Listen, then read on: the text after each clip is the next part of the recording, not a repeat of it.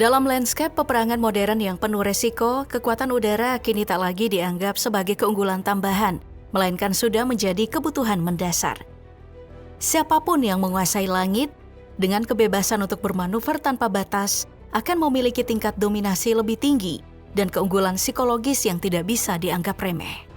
Amerika Serikat menjadi contoh paling nyata dalam hal ini. Selama beberapa tahun terakhir, mereka memperlihatkan bagaimana dominasi udara dan pertahanan yang terus disempurnakan mampu menempatkan mereka di posisi terdepan. Ini dibuktikan lewat kehadiran jet-jet siluman kelas dunia seperti F-22 Raptor dan F-35 Lightning. Dua pesawat tempur yang dirancang untuk menghindari deteksi sekaligus menjadi momok bagi lawan-lawannya.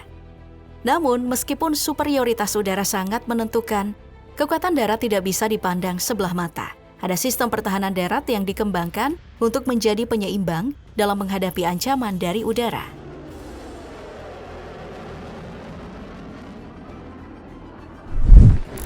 Rusia meluncurkan Buk M3 Viking, sebuah jawaban atas kebutuhan memperkuat pertahanan mereka.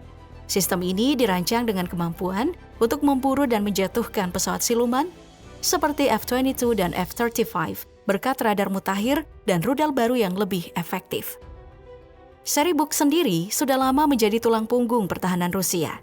Sejak pertama kali diperkenalkan pada era 1970-an. Tujuan awal pengembangannya adalah memberikan perlindungan bagi pasukan darat dari serangan udara saat bergerak di medan perang. Dengan kehadirannya, Buk mengisi celah antara pertahanan jarak dekat dan sistem strategis jarak jauh. Perjalanan seri ini dimulai dengan Buk M1 di era 1980-an, yang kemudian berevolusi menjadi Buk M2 pada awal 2000-an. Penyempurnaan terus dilakukan mulai dari peningkatan akurasi, kecepatan reaksi hingga kecanggihan radar. Namun, saat Rusia sibuk menyempurnakan sistem ini, dunia menyaksikan kehadiran pesawat-pesawat generasi baru dari barat seperti F-22 dan F-35 yang akhirnya membuat seri Buk M1 dan M2 terlihat mulai ketinggalan zaman. Kini kita tinggalkan sejenak seri Buk generasi lama, sebab sebuah era baru telah dimulai dengan kehadiran Buk M3 Viking. Selain tampil dengan desain yang sepenuhnya diperbarui, sistem ini membawa peningkatan kemampuan yang jauh lebih signifikan.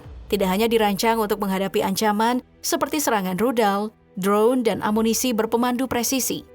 Buk M3 juga dipersiapkan untuk memburu jet-jet siluman.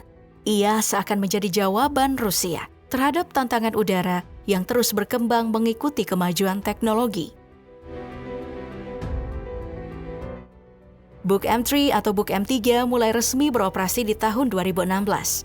Bukan hanya lebih unggul dibandingkan pendahulunya, sistem ini bahkan diklaim melampaui performa S-300, sistem pertahanan udara legendaris yang berjaya pada era 1970 hingga 1980-an.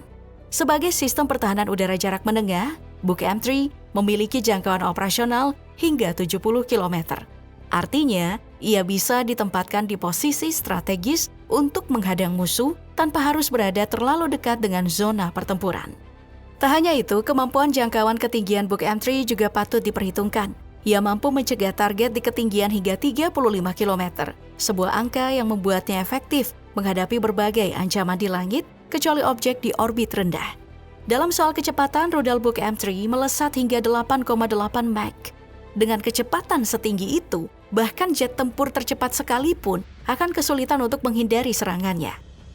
Salah satu pembaruan besar lain pada Buk M3 terletak pada sistem radarnya. Nah, radar baru ini mampu mendeteksi target dengan MCS atau Mean Cross Section. Artinya, ia bisa mengendus kehadiran pesawat siluman seperti F-22 dan F-35 meskipun hanya melalui sinyal-sinyal yang sangat samar. Tak hanya itu, Buk M3 juga menawarkan kemampuan multi-target yang luar biasa. Sistem ini mampu melacak hingga 300 target sekaligus, dan dari jumlah itu dapat menyerang 36 target dalam satu waktu yang bersamaan. Dalam skenario perang yang kompleks, kemampuan seperti ini jelas menjadi keuntungan besar.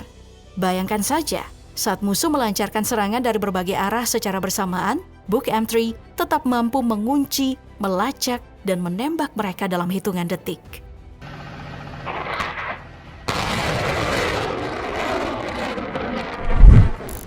Pesawat siluman dirancang dengan satu tujuan utama, menghilang dari radar musuh. Untuk mencapainya, berbagai teknik digunakan, mulai dari bentuk bodi yang dirancang khusus, lapisan permukaan tertentu, hingga penggunaan material yang mampu membelokkan atau menyerap gelombang radar. Hasilnya, sinyal radar menjadi terpencar atau bahkan lenyap, membuat pesawat siluman sangat sulit terdeteksi oleh sistem radar konvensional. Dengan kemampuan ini, pesawat siluman bisa bergerak leluasa di medan tempur, tanpa banyak mengkhawatirkan ancaman dari darat maupun udara. Namun, kehadiran Buk M3 mengubah permainan tersebut. Sistem ini dikembangkan untuk mendeteksi apa yang selama ini nyaris tak terlihat. Para ahli Rusia mengklaim bahwa susunan radar pada Buk M3 Viking dirancang khusus untuk menangkap pantulan radar sekecil apapun.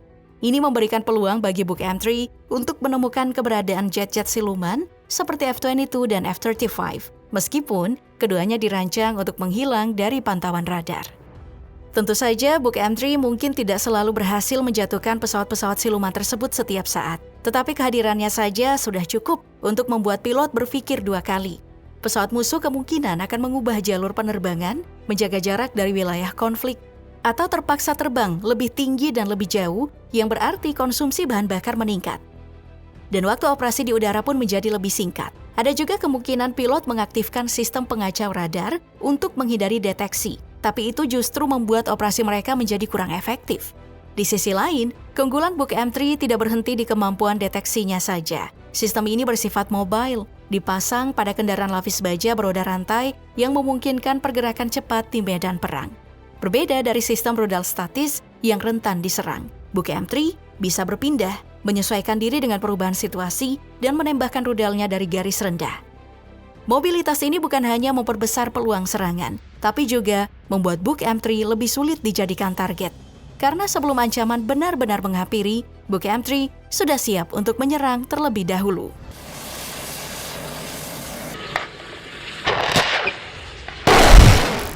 Meski jet tempur siluman seperti F-22 maupun F-35 belum pernah benar-benar diterjunkan dalam konflik Rusia-Ukraina, sistem Buk M3 justru tetap aktif menjalankan tugasnya di medan perang. Salah satu laporan terbaru menyebutkan, pada Februari 2025 lalu, Kementerian Pertahanan Rusia mengklaim bahwa unit Buk M3 berhasil mencegat roket HIMARS. Sebelumnya pada Oktober 2024, sistem ini juga dilaporkan telah melacak dan menghancurkan rudal jelajah di wilayah Avdiivka. Walaupun laporan-laporan tersebut sulit untuk diverifikasi secara independen karena situasi perang yang sangat dinamis, kemunculan data semacam ini setidaknya menunjukkan bahwa Buk M3 bukan sekadar sistem pertahanan biasa. Kehadiran Buk M3 bukan hanya memperlihatkan efektivitas teknologinya, tapi juga memberikan pengaruh terhadap cara berpikir militer tentang dominasi udara.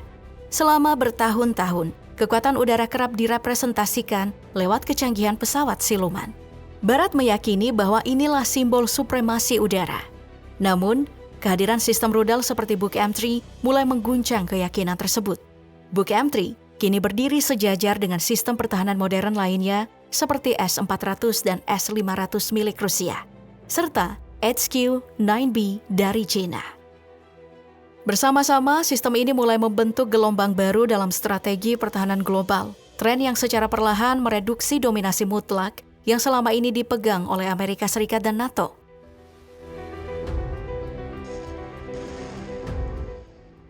Namun demikian, ini bukan berarti bahwa Barat mengalami kemunduran. Amerika Serikat dan negara-negara sekutunya tentu terus melakukan inovasi teknologi militer secara agresif. Hanya saja realita di medan perang saat ini menunjukkan bahwa kehadiran sistem seperti Buk M3 telah memunculkan tantangan baru, di mana pesawat siluman tak lagi bisa dianggap sebagai senjata pamungkas yang kebal terhadap serangan. Dari sini, terlihat jelas bahwa arah pengembangan militer global mulai bergerak. Di satu sisi, negara-negara terus mendorong inovasi pesawat tempur siluman yang lebih canggih. Di sisi lain, sistem anti-siluman dan pertahanan udara mobile juga semakin dimatangkan. Maka ke depan, dominasi udara tidak akan cukup hanya dengan mengandalkan kekuatan di langit. Diperlukan kombinasi kekuatan darat yang gesit dan presisi, yang mampu membalas serangan bahkan sebelum ancamannya benar-benar tiba.